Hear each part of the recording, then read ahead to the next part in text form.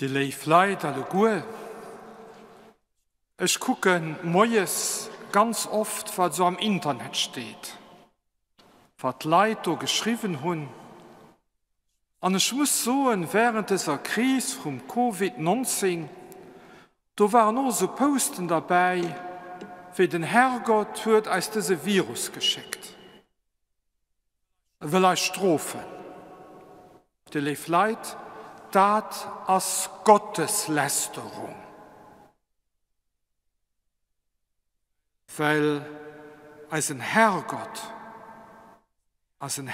von Gutheit, von Leeft. Seine Reaktion auf die Sünde der Menschen ist nicht für einen Virus dran zu schlagen. Seine Reaktion geht immer Kreuz. Da das für sein Leben, das Leben von seinem Jong hinzugehen, für Eis. Den Herrgott reagiert aus Leeft und nicht aus Rachegelüster. Wir können sich da freuen, dann hat der Krieg schon nicht mit unserem Glauben zu tun. Dann braucht man den Herrgott schon nicht zu beten, hier nicht zu freuen. Und das später, das kann auch nicht richtig sein. Und am Fungeholl, also das Evangelium von Haut, war als eine Antwort auf den Dilemma geht. Du musst Aposteln, dem am Jesus am Boot de See Genezareth überqueren. Und wenn wir wissen, was Rolle vom Wasser an der Bibel ist, für die ist das Wasser, das ein Menace ist, war der Chaos bei der Schöpfung, war eine Note bei der Sintflut, den Tod bedeutet. Aber gesagt wird, dass der Jesus sozusagen das andere Ufer vom See führt. Das spüren wir, das merken wir, hier ist mehr wie eine Geschichte von Jesus erzählt wird. Hier wird etwas Fundamentales ausgesucht an dem Text über als Mensch sind. Weil was sie mitten See sind, also der See, den Tod bedeutet, da könnte Sturm ab. Ich kann nicht so, ich war einkehr See Genezareth. Und es war so ein Fried, der See zu gesehen am Sonnenlicht. Und ich konnte mir gerade nicht vorstellen, so eine Szene von Sturm. Aber der letzten Tag, wie ich fortgefahren bin, da war Sturm. Und da war Nivel. Aber wenn ich nicht gewusst hätte, dass der See da wäre, hätte ich schon nicht gesehen gehabt. Da kann ich also vorstellen, wie die Leute an dem Boot sich vorgekommen sind. Ein Bemol war das Leben eine Gefahr. Sie haben Fragilität von ihrem Leben entdeckt. Und das ist auch gerade das, was wir an dieser Krise entdeckt haben, wie fragil wir sind. Dass wir das Glück nicht können auf Suche bauen, dass es nicht die großen Pläne sind, aber dass wir alles können durch ein kleines Virus auf den Kopf gehalten gehen. Und dann kriegt er Angst. Angst für Sterben. Angst bei vielen Leid für unter Isolation, für unter Längsinn. Angst für andere Leid, dem wir Gefahr wissen. Angst auch für die professionelle Zukunft, wenn es nicht mehr geht, mit den Suchen einen vom Mond. Und auch die Jünger und mir haben eine ganz existenzielle Angst. Aber dann merken sie, dass der Jesus am Boot ist.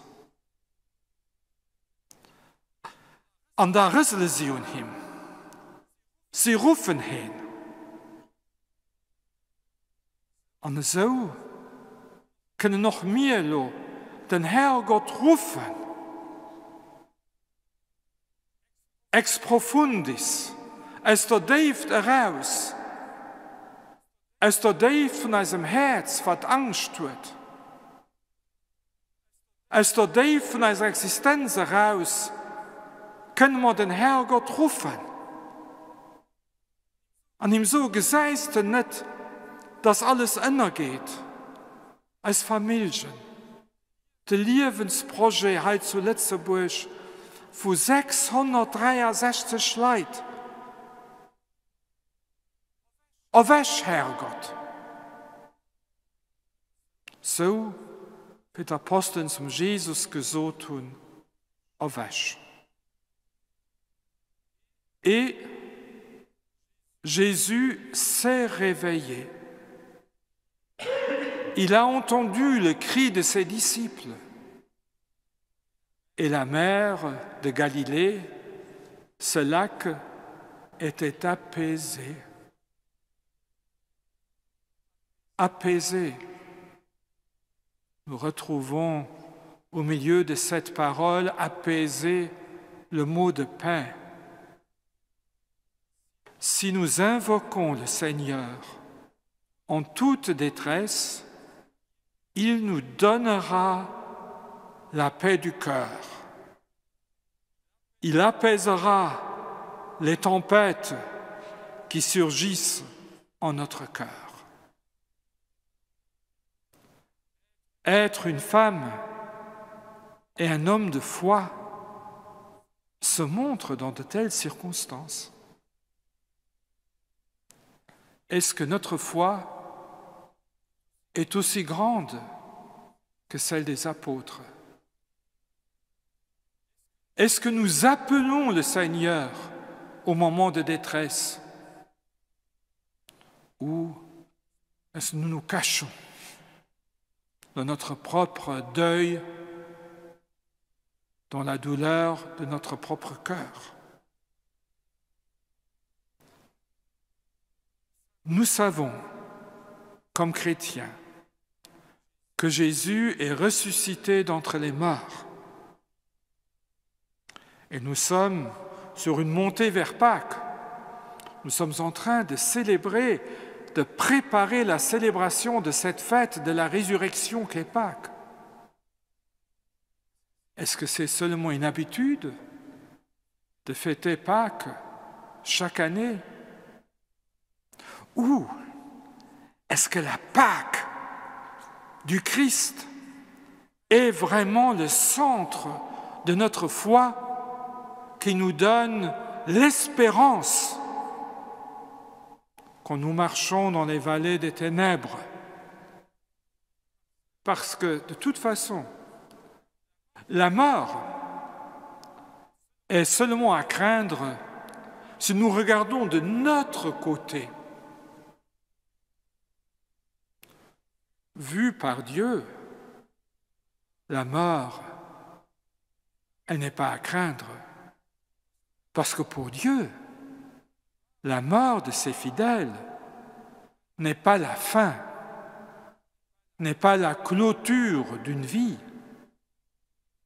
mais c'est l'ouverture, c'est le début d'une vie. Soyons chrétiens. Demandons à Dieu de nous donner la foi et l'espérance en la résurrection des morts. Et alors seulement, nous serons une église missionnaire.